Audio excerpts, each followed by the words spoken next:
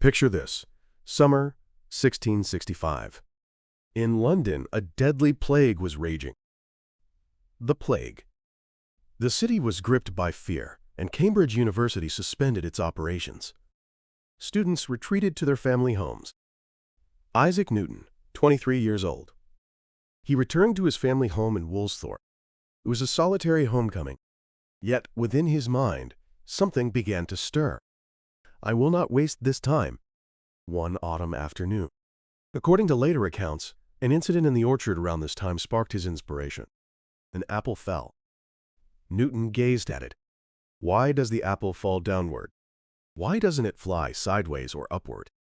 A simple question. But this question would change everything.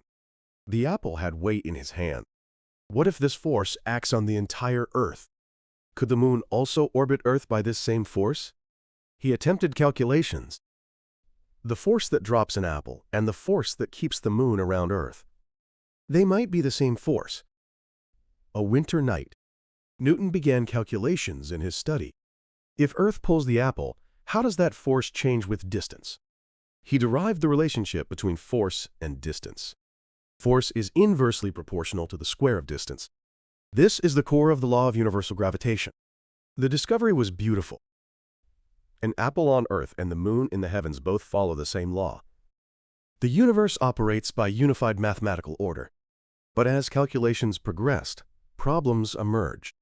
The data on Earth's radius at the time was inaccurate. Calculated values didn't match observations. Newton shelved this idea for a time. Yet the seed of conviction had been planted. But Newton faced another problem. To prove universal gravitation, he needed to calculate changing quantities. The moon's velocity, acceleration, orbital curvature. But the mathematics of the time couldn't do it. Newton made a decision. Then I'll create new mathematics. What he created was the method of fluxions, later called calculus. Calculating instantaneous rates of change. Finding tangent lines to curves. Calculating area by dividing it infinitely small. This mathematics revolutionized physics.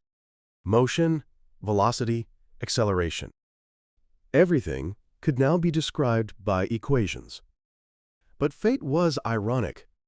Years later, German mathematician Leibniz also invented calculus through his own independent approach, with completely different notation. He published it as a paper in 1684. Two geniuses independently arrived at the same discovery.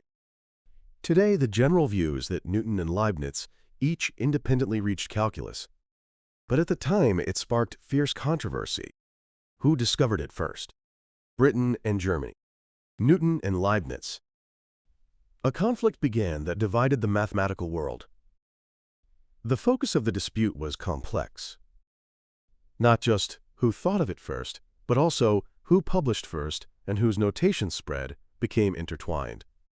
Newton had written drafts in the 1660s, but Leibniz was first to publish. As a result, Leibniz's notation spread throughout the world. However, in applications to mechanics, Newton was overwhelmingly dominant. Summer 1666. Newton's interest turned to light. From the window of his study, a beam of sunlight streamed in. He held a prism to that light, and a rainbow appeared on the wall. A spectrum of rainbow colors. A continuous band of colors. At the time, people believed that prisms add color to light. But Newton realized something different. No white light is originally a mixture of various colored lights. The prism merely separates them. He proved it through experiment. When separated light is combined again, it returns to white light. Later, he would define this rainbow band as 7 colors, likening it to a musical scale. Red, orange, yellow, green, blue, indigo, violet. The true nature of light was revealed. Understanding light led to new invention. 1668. Newton built a reflecting telescope. Telescopes of the time used lenses. But lenses had a problem. Chromatic aberration. Different colors of light refract at different angles. Newton's solution was simple. Use mirrors, not lenses. Reflection has no chromatic aberration. This telescope was a compact device, about 15 centimeters in total length. The primary mirror's aperture was just a few centimeters. Yet its performance greatly improved on the weaknesses of large lens telescopes of the time. The Royal Society was astonished. This is revolutionary.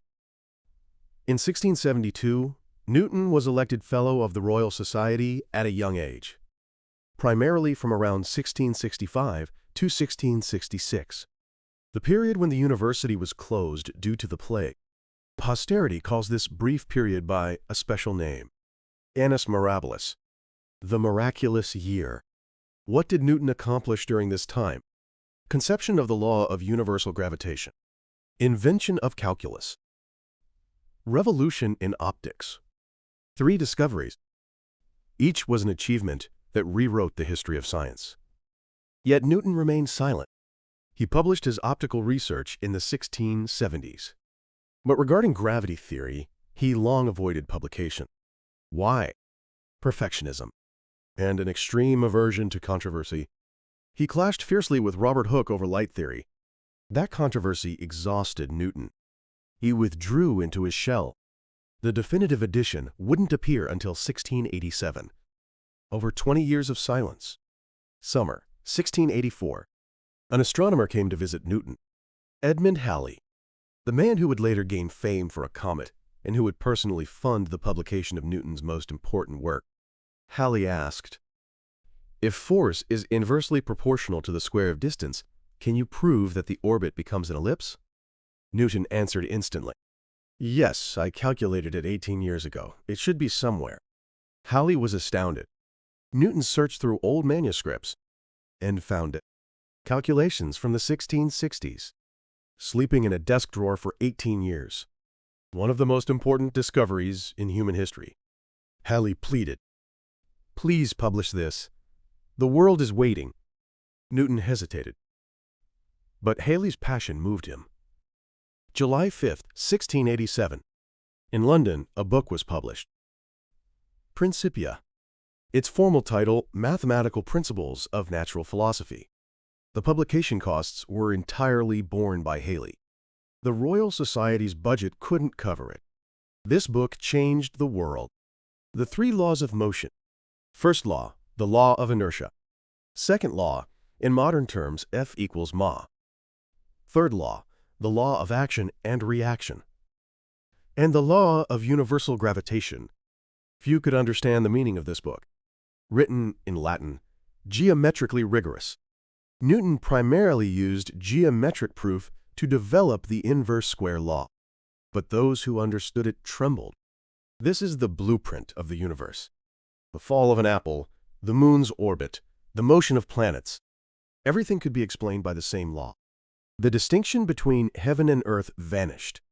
The universe operates by unified mathematical order. Principia was the completion of classical mechanics. This book laid the foundation of modern science. Mechanics, astronomy, physics. Everything was built upon Newton's laws. And these laws remained absolute for 200 years, until Einstein announced the theory of relativity. Newton died in 1727. He was 84 years old. In his final years, he said, "I am like a child, playing on the seashore, occasionally finding a smoother pebble or more beautiful shell than usual and delighting in it. But the great ocean of truth lies undiscovered before me." Humble words. Yet the pebbles this child found changed the world. Recent research reveals fascinating facts. Much of Newton's surviving writings concerned alchemy and biblical interpretation. Science was merely part of his quest. Economist Keynes called Newton this, the last magician. Perhaps before being a scientist, he was a seeker trying to unravel every secret of the world. So what can we learn from this story? Solitary focus gives birth to great discovery. Newton didn't waste the isolation caused by the plague.